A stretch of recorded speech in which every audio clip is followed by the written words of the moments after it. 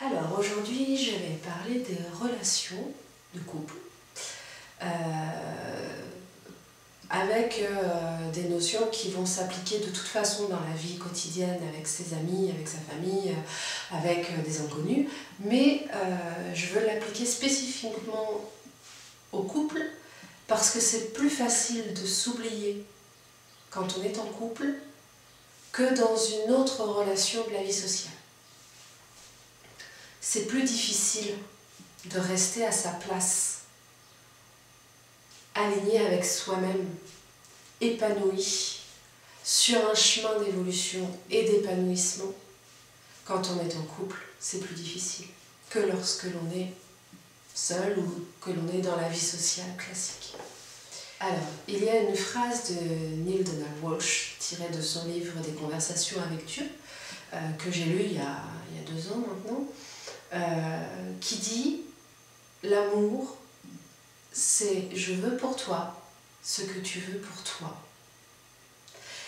J'ai trouvé cette phrase tellement vraie, et puis elle représentait tellement ce que je faisais dans mon couple et dans ma vie, que ça m'a bouleversée.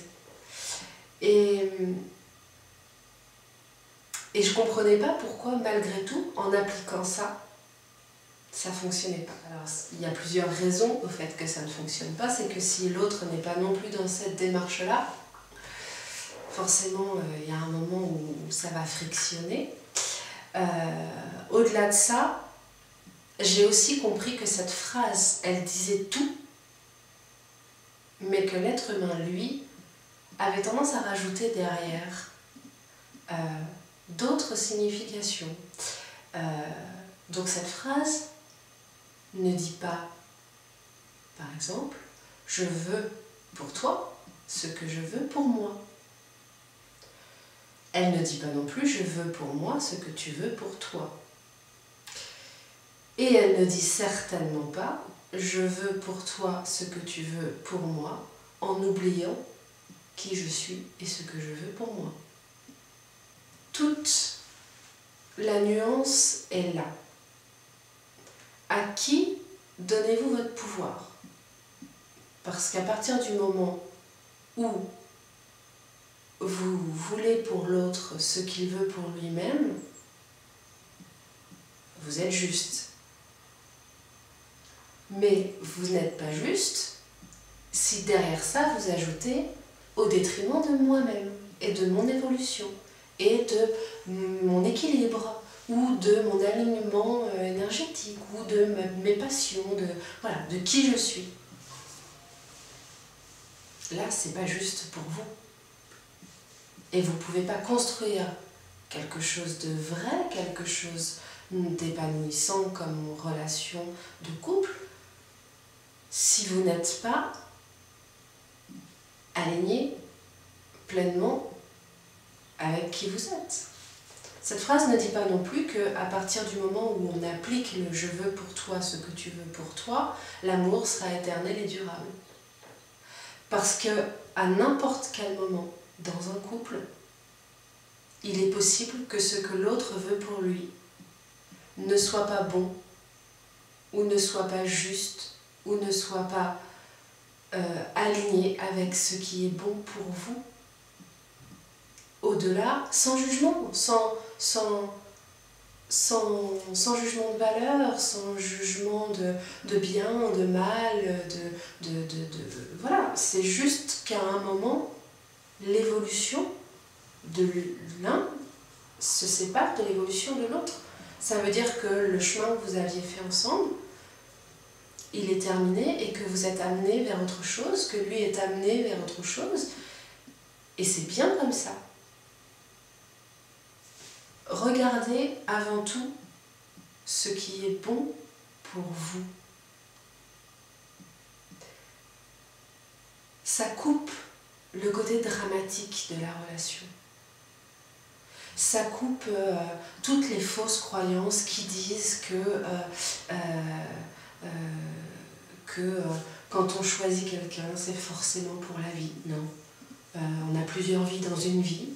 Alors ce sera pour ce moment de vie-là. Et puis c'est bien comme ça. et quelqu'un d'autre sera là pour un autre moment.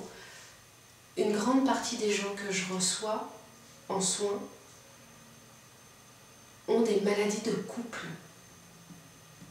Ils ont des symptômes d'amour déçu. Ils ont des blessures de couple abîmé, de couple contrit, de couple enfermé dans une réalité limitée qui les étrangle. Et c'est difficile de dire à quelqu'un lâchez tout, quoi. Lâchez tout. Libérez-vous, lâchez tout.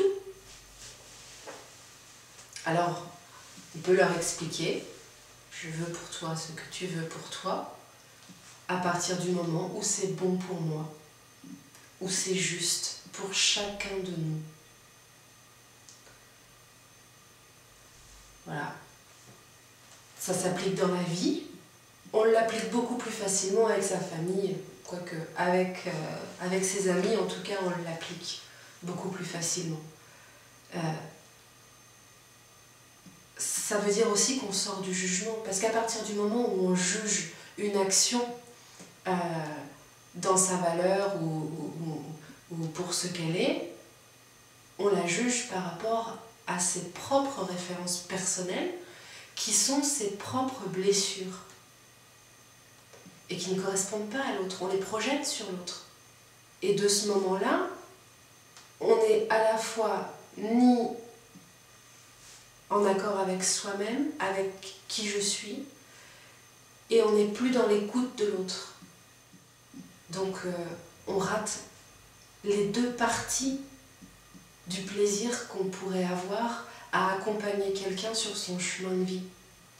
Parce que le couple, c'est grandir ensemble, c'est faire un bout de chemin ensemble pour s'élever ensemble vers sa lumière.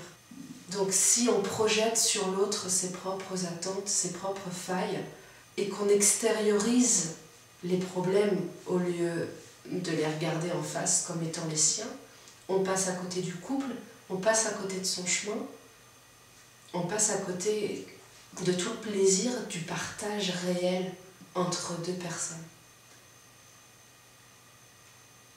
Voilà. Réfléchissez à ça et peut-être que certains symptômes physiques ou psychologiques vont se libérer.